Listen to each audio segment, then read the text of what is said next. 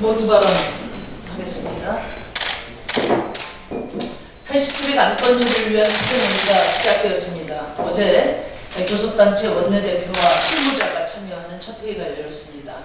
하지만 자유한국당은 패스트트랙 합의 정신을 전면 부정하면서 개혁법안 처리를 무력화하려고 하고 있습니다. 나경원 원내대표는 공수처 설치를 대통령의 사찰기구라고 억지를 부렸습니다. 사실 자유한국당의 공수처 설치 반대가 새로운 일은 아닙니다. 자유한국당의 공수처 반대는 한마디로 특권비리 본당의 본능적인 두려움이라고 생각합니다.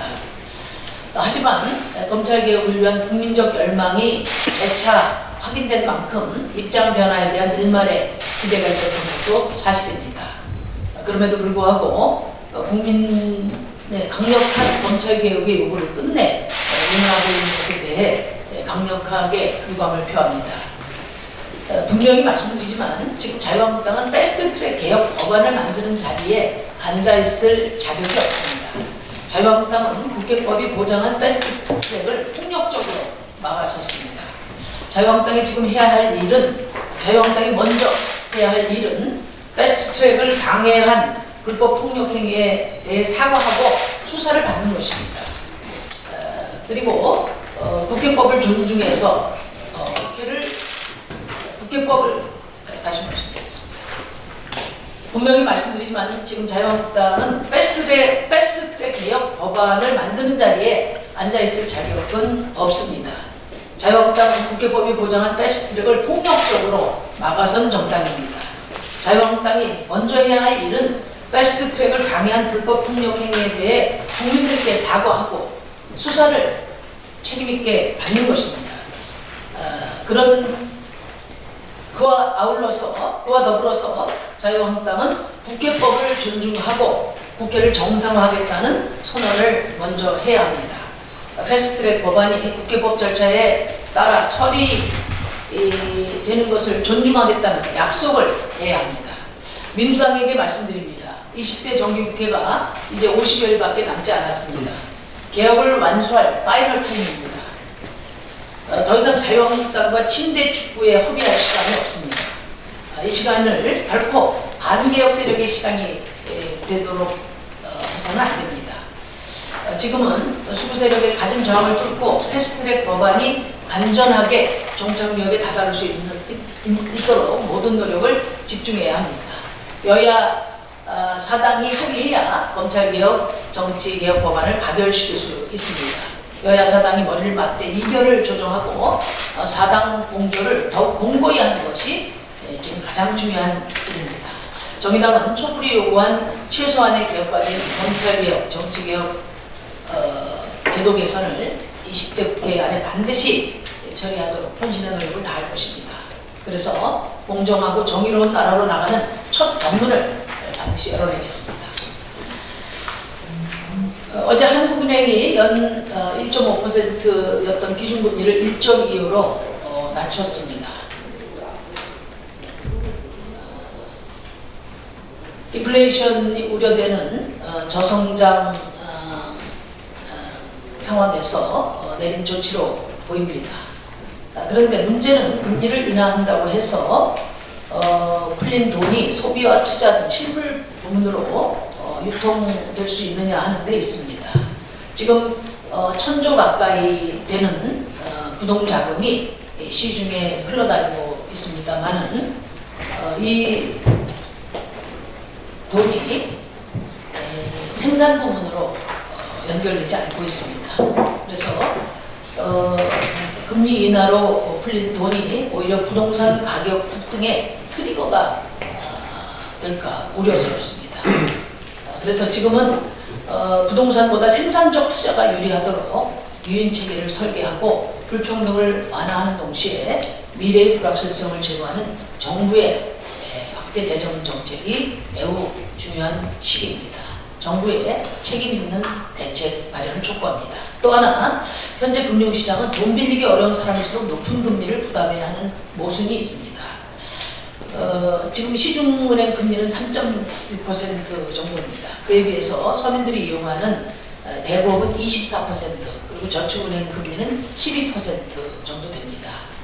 한국은행이 금리를 인하해도 시중은행을 이용할 수 없는 서민들에게는 그림에 떠들 수밖에 없습니다. 그래서 지금 중요한 것은 지금 서민들의 삶을 위해서 중요한 것은 서민들의 삶을 위해서 필요한 것은 금융시장 분단 구조를 해소하는 것입니다. 대법을 이용할 수밖에 없는 서민들에게 혜택을 주었던 햇살론이 있습니다. 근데 이 햇살론도 이자가 7.9%고 그 규모는 2천억 규모에 불과합니다. 정부는 햇살론 이자를 대폭 낮추고 그 규모를 2조 이상 확대해서 서민들이 돈이 필요한 서민들에게 실질적인 도움이 될 수 있는 대책을 강구해주고 합니다. 한 가지 더 말씀드리겠습니다. 오늘로 아프리카 돼지열병이 처음 확진된 지 한 달 되지만 사태 수습은 요원합니다. 아직도 발병 원인과 전파 경로가 밝혀지지 않았고 언제 끝날지 모르는 답답한 상황이라 정부 대응에 아쉬움을 갖지 않을 수 없습니다. 이미 전문가들은 북한에서 넘어온 야생 멧돼지가 주요한 감염 경로라고 지적을 했었습니다만은 정부는 휴전선을 철통방어하고 있다면서 가능성을 일축하고 15만 마리 이상 살처분하는 초강력 속어에 매달려 왔습니다. 그러다가 뒤늦게 지금 빵빠레가 다시 읽겠습니다. 이미 전문가들은 북한에서 넘어온 야생 멧돼지가 중요한 감염 경로라고 지적한 바 있습니다만 정부는 휴전선을 철통방어하고 있다면서 가능성을 일축한 바가 있습니다. 15만 마리 이상 살처분하는 초강력 속어에 매달려 있다가 뒤늦게 지금 야생 멧돼지 속어에 나서고 있는 이런 뒷북 대응을 지적하지 않을 수 없습니다. 양돈 농가 현장에서는 정부가 과학적 근거 없이 전 개체 살처분과 같은 과잉대으로 일관하는 것에 대해 불만이 팽배한 상황입니다. 현재 양돈 농가 상황은 절망적입니다. 수십 년 동안 일궈온 농장이 하루아침에 폐쇄되고 언제 재입식이 가능할지도 모르는 암담한 현실은 양돈 농가 마음을 수도위로 만들고 있습니다. 그래서 어제 정의당은 지금 최대 민생 현안인 아프리카 돼지열병 대책을 마련하기 위한 피해 양돈 농가와 전문가 초청 간담회를 가진 바 있습니다. 그 과정에서 도출된 내용을 중심으로 시급한 대책을 촉구합니다. 첫째, 정의당은 돼지열병 확산 방지와 피해 농가 손실을 최소화하기 위해 총리실 산하에 농식품부, 환경부, 국방부, 통일부 등이 참여하는 범부처 방역대책본부를 구성할 것을 제안합니다. 그리고 두 번째, 남북 공동 방역을 위한 실무협의를 빨리 진행할 것을 제안합니다. 셋째, 국회 차원에서도 돼지열병 사태 수습에 힘을 보태야 합니다. 양동 농가들이 사후 재입식을 통해 경영 정상화가 이루어질 때까지 소득 손실 보상이 가능하도록 해야 합니다. 이를 위해서 정의당은 빠른 시일 내에 살처분과 수매에 따른 양돈농가 피해를 최소화하기 위한 가칭 아프리카 돼지열병 피해 농가 특별법을 발의하겠습니다.